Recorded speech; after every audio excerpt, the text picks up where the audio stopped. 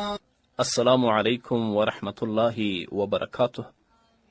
الفت الله سادات دی چې د مسکو نه یې سلامونه رالیږلي او د سلام نه یې وروسته لیکلي چې زه یوه پوښتنه لرم. پوښتنه مې دا ده، په کوم ځای کې چې موږ ژوند کوو په هغه مسجد کې امام شیعه دی. آیا دې شیعه امام پسې زموږ لمونځ کیږي که نه؟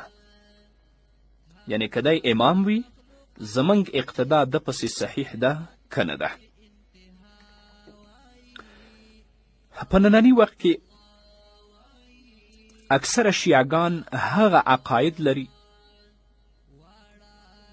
کوم چې د غالي یعنی د پخو شیعګانو عقاید دي، چې د حضرت علی کرم الله وجهه الوهیت، شیخینو ته رد او بد ویل، د قرآن کریم تحریف، او په ام المؤمنین عایشې صدیقې رضی الله تعالی عنها پسې تهمت، داسې عقاید ټول پکې شامل دي. لہذا که یو شیعه داسې عقیده ولري چې هغه حضرت علی کرم الله وجهه ته د الوهیت درجه ورکوي، ابابکر او سیدنا عمر رضی الله تعالی عنهما پسې بد رد وایي او قرآن کریم محرف بولی، ام المؤمنین عایشې صدیقې رضی الله تعالی عنها پسې بهتان تړي، نو داسې کس مسلمان نه دی. نو چې کله مسلمان نشه کافر شه، نو کافر پسې اقتدا چیرته صحیح ده؟ او که داسې وي چې هغوی حضرت علی کرم الله وجهه ته د الوهیت درجه نه ورکوي او همدارنګه قرآن کریم محرف نه بولي، خو شیخینو پسې بد رد وایي، یا داسې کوي چې حضرت علی کرم الله وجهه ته په هغو باندې ترجیح ورکوي، نو هغوی د مبتدع په حکم کې راځي او مبتدع پسې اقتدا بیا هم مکروه تحریمی ده.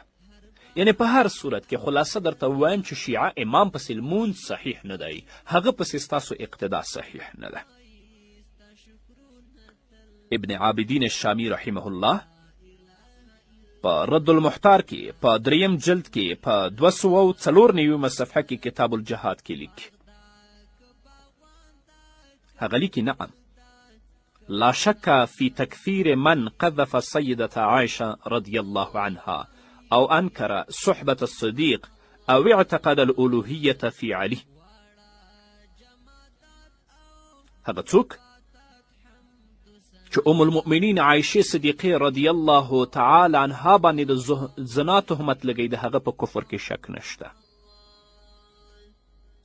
یا چې څوک د سیدنا ابابکر صدیق رضی الله تعالی عنه د صحبت نه انکار کوي، د هغه په کفر کې هم شک نشته. یا هغه کسان چې حضرت علی کرم الله وجهه ته د الوهیت درجه ورکوي، د هغه په کفر کې هم شک نشته. همدارنګه هغه کسان چې قرآن محرف بولي یا داسې وایي چې جبرائیل علیه الصلاة والسلام غلط شه، د دې پر ځای چې وحی په حضرت علی راوړي، هغه وحی محمد رسول الله ته یې وړه، د ده په کفر کې هم شک نشته. نو چې کله یو سړی کافر شي، کافر پسې اقتدا صحیح ده؟ هیڅکله نه.